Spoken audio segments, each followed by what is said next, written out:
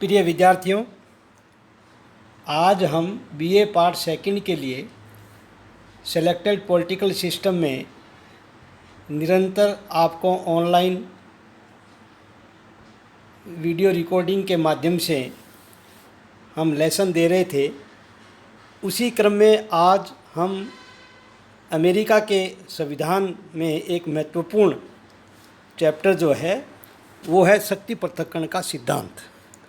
आज हम आप सभी विद्यार्थियों को शक्ति पृथक्करण के सिद्धांत के बारे में जानकारी प्रदान करेंगे। एमसीजे वाइल के अनुसार शासन की स्थापना कुछ मूल्यों, न्याय, स्वतंत्रता और समानता के लिए की जाती है ताकि इन सामाजिक मूल्यों की प्राप्ति की जा सके, और इन्हीं सामाजिक मूल्यों की प्राप्ति के लिए शासन की शक्ति को नियंत्रित करना आवश्यक होता है। बौद्धिक एवं संस्थागत नियंत्रण के आधार पर शासन की शक्तियों को सीमित करने के लिए शक्ति पृथक्करण भी एक आवश्यक औजार है।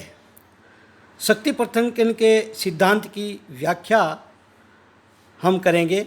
सामान्यतः सरकार के कार्यों को 3 भागों में विभाजित किया जाता है: कार्यकारी विभाग, वैधानिक कार्य विभाग और न्यायिक कार्य। इन तीनों कार्यों को सरकार के 3 विभाग करते हैं: विधानमंडल, कार्यपालिका और न्यायपालिका। सरकार के इन 3 अंगों का पारस्परिक संबंध कैसा होना चाहिए, यह राजनीति विज्ञान में एक विवादास्पद विषय रहा है, और इस संबंध में समय समय पर जिन सिद्धांतों को प्रतिपादित किया गया है उसमें शक्ति पृथक्करण का सिद्धांत एक प्रमुख सिद्धांत है। यह सिद्धांत इस विचार पर आधारित है कि निरंकुश शक्तियों के मिल जाने से व्यक्ति भ्रष्ट हो जाते हैं और नागरिक स्वतंत्रताएं खतरे में पड़ जाती है। शक्ति पृथक्करण सिद्धांत इस तथ्य पर आधारित है कि जिसमें सरकार के तीनों अंग एक दूसरे से पृथक पृथक रहते हुए एक अंग दूसरे अंग के अधीन न हो, प्रत्येक अंग की अपनी शक्ति हो, और शासन के इस संगठन को ही शक्ति पृथक्करण का सिद्धांत कहते हैं। इस सिद्धांत की मान्यता यह है कि किसी भी विभाग के उचित कार्य को कोई दूसरा विभाग नहीं करे, कोई भी विभाग अपने कार्य को दूसरे विभाग को नहीं प्रदान करे, और कोई भी विभाग दूसरे के कार्यों में हस्तक्षेप नहीं करे। अब शक्ति पृथक्करण के सिद्धांत का विकास कैसे हुआ उसका ऐतिहासिक विवेचन करेंगे। शक्ति पृथक्करण के विचार महत्वपूर्ण रूप से मॉन्टेस्क्यू, अरस्तू, पोलिबियस तथा लाक आदि विचारकों के विचारों में मिलते हैं। इस सिद्धांत को स्पष्ट रूप से सबसे पहले मॉन्टेस्क्यू ने अपनी पुस्तक द स्पिरिट ऑफ लॉज में विस्तार से स्पष्ट किया। मॉन्टेस्क्यू के अनुसार यदि विधानमंडल और कार्यपालिका की शक्तियाँ एक ही व्यक्ति के हाथ में या व्यक्ति समूह में केंद्रित हो जाती है तो किसी भी प्रकार की स्वतंत्रता नहीं होगी, क्योंकि यह भय बना रहता है कि कहीं राजा या विधानमंडल मनमाने कानून पास करके मनमाने ढंग से लागू करने लग जाए, और यदि न्यायाधीश की शक्तियों को विधानमंडल तथा कार्यपालिका से पृथक नहीं किया जाता है तो नागरिकों को स्वतंत्रता प्राप्त नहीं हो सकती। यदि एक ही व्यक्ति या व्यक्ति समूह साधारण कानून बनाने तथा तीनों के कार्यों को स्वयं करने लगे तो प्रत्येक वस्तु का अंत हो जाएगा। ब्रिटिश न्यायाधीश ब्लैकस्टोन के अनुसार सभी प्रकार की जालिम सरकारों में कानून बनाने और लागू करने का अधिकार एक व्यक्ति या व्यक्ति समूह में एक निकाय के हाथों में होता है, तो और जब भी दोनों शक्तियां एक साथ मिलती है सार्वजनिक स्वतंत्रता नहीं हो सकती। गैटेल के अनुसार सरकार के तीनों प्रमुख कार्य भिन्न भिन्न व्यक्तियों द्वारा या संस्थाओं द्वारा संपादित होना चाहिए, और इन संस्थाओं के कार्य क्षेत्र इस प्रकार सीमित होने चाहिए कि वे अपने क्षेत्र में स्वतंत्र एवं सर्वोच्च बने रहें।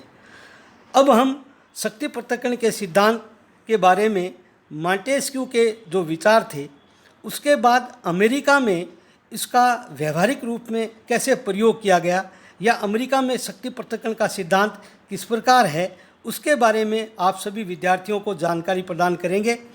अमेरिका में इस सिद्धांत का सर्वाधिक प्रभाव पड़ा। राजनीतिज्ञों ने इस सिद्धांत का गहरा अध्ययन किया तथा अधिनायकवाद से सुरक्षा का एक महत्वपूर्ण साधन माना। संविधान निर्मात्री सभा के सदस्य मेडिसन ने इस सिद्धांत का समर्थन करते हुए बार बार अपने भाषण में ये कहा कि व्यवस्थापिका, कार्यपालिका और न्यायपालिका संबंधी शक्तियों को एक हाथ में केंद्रित कर देने से वास्तविक रूप को हम स्वेच्छाचारी निरंकुशता की परिभाषा कह सकते हैं। मेडिसन ने बार बार अपने भाषण में ये दोहराया कि हम मॉन्टेस्क्यू की आदर्श छाया से प्रेरणा ग्रहण करते रहेंगे। अमेरिका के संविधान सभा में फिलाडेल्फिया सम्मेलन में अलेक्जेंडर हैमिल्टन ने भी एक बार अपने भाषण में ये कहा था कि आज हम सभी अमेरिका के वासी या अमेरिका के नागरिक यदि देवता लोग होते तो हमारे ऊपर शासन करने की कोई आवश्यकता नहीं थी। दूसरा, उन्होंने ये कहा कि हमारे ऊपर शासन करने वाले यदि देवतागण होते तो हम शासन की समस्त शक्तियाँ सौंपकर निश्चित हो जाते। लेकिन उन्होंने कहा कि हम मनुष्य हैं और हमारे ऊपर शासन करने वाले भी मनुष्य हैं, इसलिए पहले तो उन्हें शक्ति दी जाती है, बाद में उसकी शक्ति पर नियंत्रण भी आवश्यक है। अतः अमेरिका के संविधान निर्माताओं ने मनुष्य के शासन के स्थान पर विधि के शासन की स्थापना करने के उद्देश्य से शक्ति पृथक्करण के सिद्धांत का स्पष्ट शब्दों में उल्लेख तो नहीं किया गया, फिर भी संविधान के 3 अनुच्छेद के प्रथम व्याख्या में ये स्पष्ट हो जाता है कि अमेरिका के संविधान निर्माता सीमित शक्तियों वाले शासन को चाहते थे और वो नागरिकों को अधिक से अधिक स्वतंत्रता देना चाहते थे। इसलिए उन्होंने संविधान में शक्ति पृथक्करण के सिद्धांत का उल्लेख तो नहीं किया, लेकिन उनके अनुच्छेदों से ये स्पष्ट हो जाता है कि वो शक्ति पृथक्करण के सिद्धांत को व्यवहार में अपनाना चाहते थे। प्रथम अनुच्छेद, जिसमें समस्त विधायिनी शक्ति कांग्रेस में निहित है। द्वितीय अनुच्छेद में ये लिखा हुआ है कि कार्यपालिका शक्ति राष्ट्रपति में निहित होगी और तीसरे अनुच्छेद में न्यायिक शक्ति एक सर्वोच्च न्यायालय या अधीनस्थ न्यायालय में होगी। इससे ये संकेत मिलता है कि अमेरिका में शक्ति पृथक्करण का सिद्धांत है। इस प्रकार सरकार के तीनों अंगों तथा उनके कार्यों की पृथक पृथक अनुच्छेदों में शक्तियों के पृथक्करण के सिद्धांत का संवैधानिक आधार प्रदान करता है। शक्ति पृथक्करण का सिद्धांत न केवल सिद्धांत में वरन व्यवहार में भी अपनाया गया है और उससे ये स्पष्ट होता है कि सर्वप्रथम अमेरिका के संविधान में शासन के अंगों की चयन प्रक्रिया में भी पृथक्करण है। अमेरिका में सरकार के तीनों अंगों की निर्वाचन प्रक्रिया भी भिन्न भिन्न है। जैसे प्रतिनिधि सभा का निर्वाचन प्रत्यक्ष रूप से वयस्क मताधिकार के आधार पर जनता द्वारा किया जाता है।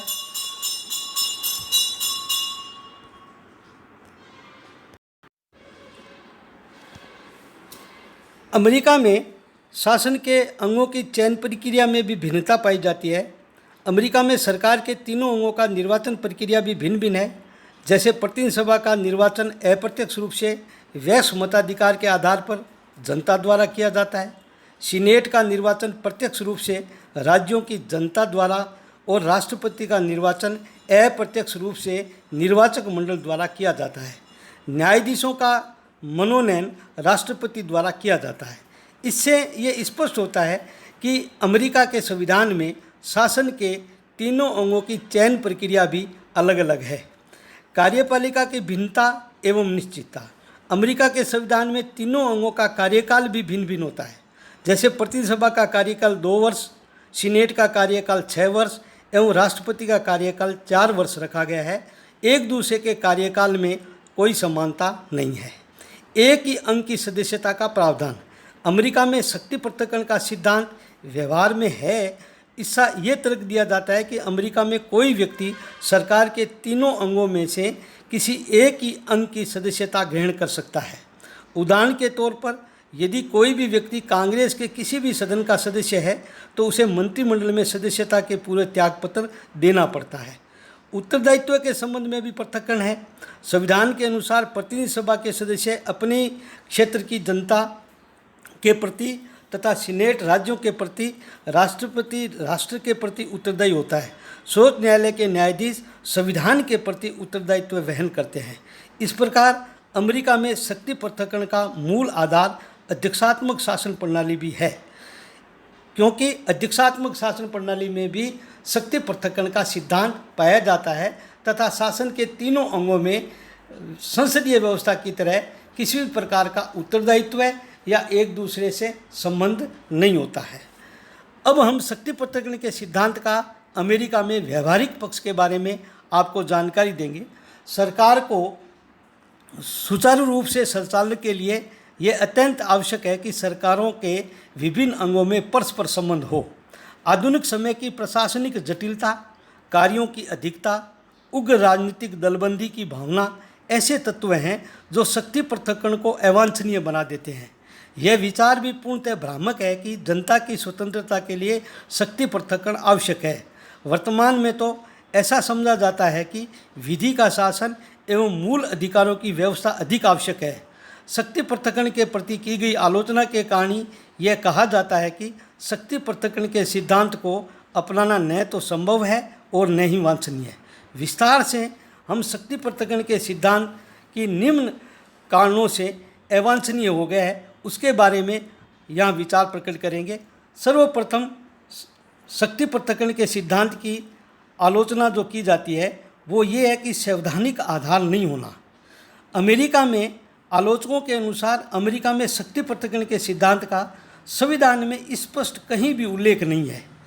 यदि संविधान निर्माता इस मूलभूत विशेषता शक्ति पृथक्करण को यदि अपनाना ही चाहते थे तो ये उनकी कोई शाब्दिक भूल नहीं है, क्योंकि उन्होंने कहीं भी संविधान में इसका उल्लेख नहीं किया। इसलिए शक्ति पृथक्करण के सिद्धांत की अमेरिका में ये आलोचना की जाती है कि इसका संविधान में कहीं आधार नहीं है। दूसरी सबसे बड़ी आलोचना है कि शक्तियों का पूर्ण पृथक्करण संभव ही नहीं है। सरकार के तीनों अंगों में व्यवहार में आंगिक एकता होनी चाहिए। जिस प्रकार सरकार के विभिन्न अंग एक दूसरे पर निर्भर तथा परस्पर संबंधित है, वही स्थिति सरकार के अंगों में आवश्यक है।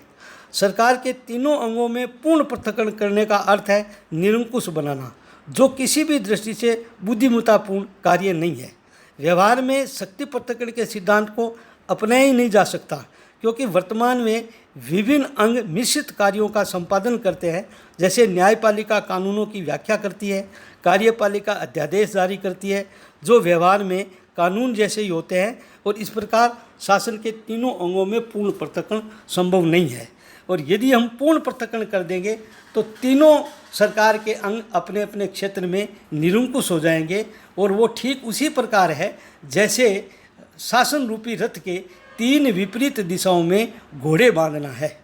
शासन की त्रिवर्गीय योजना ही अनुचित। वर्तमान में लोकतांत्रिक व्यवस्था में सरकार के तीन अंगों की योजना अनुचित है, क्योंकि सरकार के तीन अंगों के अलावा निर्वाचन मंडल, नौकरशाही तथा राजनीतिक दलों को शासन की चौथी भुजा के रूप में स्वीकार किया जाता है।